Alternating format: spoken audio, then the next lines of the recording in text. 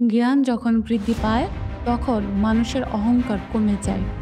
জ্ঞান যখন বৃদ্ধি পায় তখন আপনার আত্মবিশ্বাস বেড়ে যায়। জ্ঞান যখন বৃদ্ধি পায় তখন লোকদের ছোট ছোট কথাগুলোকে মনে নিয়ে নেওয়ার অভ্যাস শেষ হতে শুরু করে।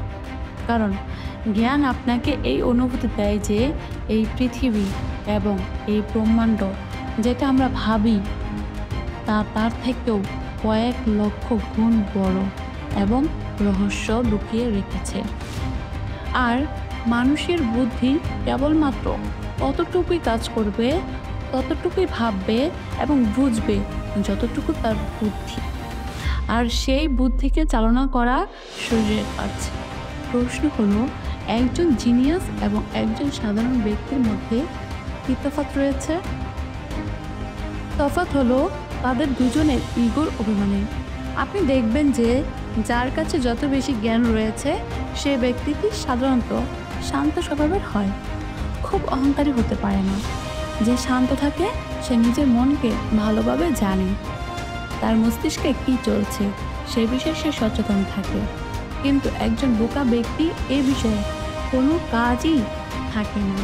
আপনি দেখবেন যখন একটি ছোট শিশু আমাদেরকে তার দুষ্ট প্রশ্নগুলো করে, যেমন গাছগুলি কেন কথা বলে না, পাখির মতো আকাশে উড়তে পারে কিন্তু মানুষ কেন উড়তে পারে না,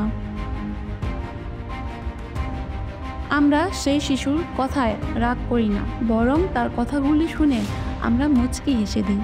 কেন?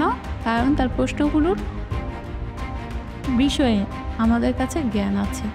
সে যা বলল আমরা তার উত্তর জানি। এ ব্যাপারে আপনি আগে থেকে সব কিছু জানেন। কিন্তু যখন আমরা কোথাও ফেঁসে যাই, যখন বড় কোনো ব্যক্তি আমাদেরকে প্রশ্ন করে, এই শব্দটিকে ইংলিশে কি বলে? অথবা 4টি মেয়ে এবং 2 ছেলে বসে আছে আর তাদের মধ্যে থেকে একজন হিরো হওয়ার চক্করে আপনাকে এমন কথা বলে দিল যে তুই তো সাইকেল চালাতে জানিস না। তখন সে আপনাকে অপমান করে আর অন্যরা হাসে এবং সে ভাবতে থাকে যে অনেক বড় কাজ করে দিয়েছে। এখন যে ব্যক্তির জ্ঞান কম হবে তার মধ্যে এই ঘটনাটি ইগো হার্ট হয়ে যাবে। সে ভাববে কিভাবে আমাকে এমন কথা বলতে পারে, কেন আমাকে লোকদের সামনে অপমান করতে পারে। তবে যদি আপনার জ্ঞান অনেক বেশি থাকে তখন আপনি জানবেন যে সে আপনাকে অপমান করেছিল, কিন্তু আপনি জানেন যে আপনি সাইকেল চালাতে জানেন না বা বাইক চালাতে জানেন না। তাকে বলার প্রয়োজন নেই, কারণ আপনি সেই বিষয়টি অন্য কোনো ল্যাঙ্গুয়েজে লোকদেরকে তার থেকেও ভালোভাবে বুঝিয়ে দিতে পারবেন। সহজভাবে বললে, যদি আপনার কাছে যথেষ্ট জ্ঞান না থাকে তাহলে আপনার মধ্যে অহংকার, রাগ, দুঃখ, হিংসা এসব বাড়তে থাকে। আর যদি আপনার কাছে জ্ঞান থাকে, আপনি জানেন যে আপনি পারেন, তাহলে আপনি তার কথায় মুচকি হেসে দেবেন এবং গ্রহণ করবেন। কেননা যখন আমাদের কাছে কোনো বিষয় নিয়ে জ্ঞান থাকে তখন আমরা লোকদের কথা বলি, বেশিরভাগ সময় উপেক্ষা করি, আমরা তাদের ইগনোর করি এবং নিজের পথে এগিয়ে যাই। অর্থাৎ আপনার জ্ঞান অর্জন করা খুবই জরুরি, জ্ঞান বৃদ্ধি করা প্রয়োজন। এটি আপনাকে ছোট ছোট বিষয়গুলো নিয়ে চিন্তা করতে বাধা দেবে। এবার প্রশ্ন হলো, আপনার জ্ঞান বৃদ্ধি পাবে কিভাবে? আপনার জ্ঞান বৃদ্ধি পেতে শুরু করবে যখন আপনি শুনতে শিখবেন। শোনার পর আপনি কথাগুলোকে ফিল্টার করে আলাদা করবেন, কোন কথাটি রাখবেন এবং কোনটি বাদ দেবেন। যদি আপনি ভেবে নেন আপনি তো সব জানেন, আমি তো সব পারি, তবে বুঝে যাবেন যে আপনার জ্ঞান অনেক কম আছে এবং অনেক কিছু শিখতে বাকি আছে। স্টিফেন হকিং বলতেন, জ্ঞানী হওয়ার সবচেয়ে বড় শত্রু হলো নিজেকে জ্ঞানী মনে করা। যখন আমরা ভাবি আমি তো সব কিছু জানি, তখন আমরা লাইফের প্রতিটি সিচুয়েশনকে নিজের মধ্যে থাকা সামান্য জ্ঞান দিয়ে হ্যান্ডেল করার চেষ্টা করি।